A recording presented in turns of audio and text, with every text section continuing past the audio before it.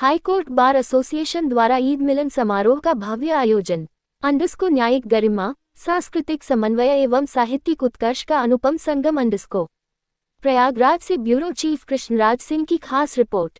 इलाहाबाद उच्च न्यायालय की प्रतिष्ठित परिधि में विधिक मर्यादाओं एवं सांस्कृतिक विरासत के अनुपालन में हाईकोर्ट बार एसोसिएशन इलाहाबाद के तत्वावधान में गंगा जमुनी महोत्सव का भव्य एवं गरिमा में आयोजन संपन्न हुआ। इस अवसर पर आयोजित अखिल भारतीय कवि सम्मेलन एवं मुशायरा न्यायिक शिष्टता, सामाजिक समरसता तथा सांस्कृतिक एकात्मता का सजीव प्रतीक बनकर उभरा। कार्यक्रम में मुख्य अतिथि के रूप में न्यायमूर्ति डॉक्टर गौतम चौधरी की गरिमामयी उपस्थिति रही। साथ ही विशिष्ट अतिथि के रूप में माननीय न्यायमूर्ति अब्दुल शाहिद एवं न्यायमूर्ति राजीव लोचन शुक्ला ने अपनी उपस्थिति से आयोजन की शोभा को अभिवर्धित किया। इस अवसर पर भारतवर्ष के विभिन्न अंचलों से पधारे ख्यातिलब्ध कवियों एवं शायरों श्रीरंग पांडेय, संयोजक सत्यपाल सानंद मेरठ, प्रांजलि दीक्षित कानपुर, लोटा मुरादाबादी, सुल्तान सिंह सुल्तान, प्रकाश निर्मल बरेली, जावेद शोहरत प्रयागराज, वसीम मंजर गोरखपुरी, मुकेश मासूम भोपाल, अकलम बलरामपुरी, अनीता अनुश्री कानपुर एवं सुजीत जायसवाल सहित अन्य कवि कवयित्रियों ने अपनी ओजस्वी एवं भावप्रवण प्रस्तुतियों से समस्त सभागार को मंत्रमुग्ध कर दिया। राष्ट्रीय एकता, सामाजिक न्याय, सांस्कृतिक विविधता तथा मानवीय मूल्यों जैसे विषयों पर आधारित काव्य पाठ एवं मुशायरे ने उपस्थित जनसमूह के हृदय में गहन संवेदना एवं चिंतन का संचार किया। हाईकोर्ट बार एसोसिएशन के पदाधिकारियों द्वारा कार्यक्रम का अनुशासित, सुव्यवस्थित एवं उत्कृष्ट संचालन, न्यायिक अनुशासन एवं प्रशासनिक दक्षता का स्पष्ट परिचायक रहा। यह आयोजन गंगा जमुनी तहजीब की उस अमूल्य परंपरा को पुनः सुदृढ़ करने में पूर्णतः सफल रहा, जो भारतीय सांस्कृतिक धरोहर की आधारशिला है। इस अवसर पर हाईकोर्ट बार एसोसिएशन इलाहाबाद के अध्यक्ष राकेश पांडेय, महासचिव अखिलेश कुमार शर्मा सहित बार एसोसिएशन के समस्त पदाधिकारीगण एवं बड़ी संख्या में अधिवक्तागण गरिमा में उपस्थिति में सहभागी रहे। अतः उक्त आयोजन न केवल साहित्यिक अभिव्यक्ति का एक सशक्त मंच सिद्ध हुआ, अपितु न्याय, संस्कृति एवं समाज के मध्य समन्वय स्थापित करने की दिशा में एक महत्वपूर्ण एवं अनुकरणीय पहल के रूप में भी प्रतिष्ठित हुआ। साल के होते और पिता को ये कहते हैं, माता को ये कहते हैं कि हमारे लिए किया क्या है, एक मकान ही तो है। तब चार पंक्तियां कहीं होती हैं तो आप तक पहुंचे। अपनों को मनाने में मेरी जिंदगी गई, मेरी जिंदगी गई, अपनों को मनाने में मेरी जिंदगी गई, मेरी जिंदगी गई। इस घर को बनाने में, इस घर को सजाने में मेरी जिंदगी गई, मेरी जिंदगी गई। तुमने तो कह दिया कि एक मकान ही तो है, इस घर को बनाने में मेरी जिंदगी गई, मेरी जिंदगी गई।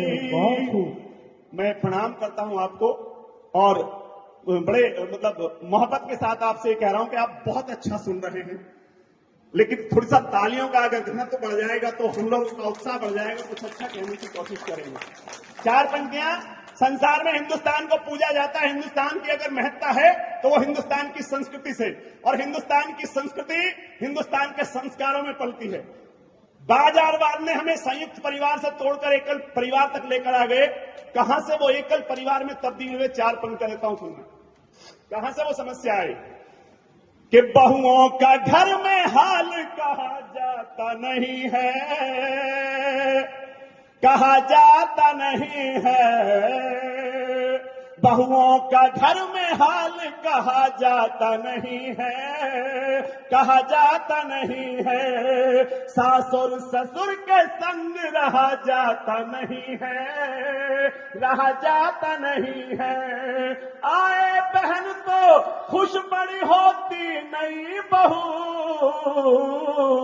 आए ननद तो सिर का दर्द जाता नहीं है, जाता नहीं है। क्या बात है। और जहां से परिवार टूटे वो बात आप तक सौंपता हूं, पहुंचे आप तक कि बस एक जरा सी बात पे तकरार हो गई, तकरार हो गई। दो भाइयों की बहुएं ही सरकार हो गई, सरकार हो गई। माननीय न्यायमूर्ति साहब मुस्कुरा रहे हैं, अगर उनकी तालियां भी आशीर्वाद रूप में आ जाएगी तो मैं सौभाग्य समझूंगा। लेकिन चौथी पंक्ति उन तक पहुंचे, सच्चाई लगे तभी आशीर्वाद दें। दो भाइयों की बहुएं ही सरकार हो गई, सरकार हो गई। मां क्या मरी, मां क्या मरी, इन बहुओं का राज हो गया। पुरखों के घर के बीच में दीवार हो गई, दीवार हो गई। और चार पंक्तियां पढ़ता हूं, इशारा कर देना जब समय हो जाए।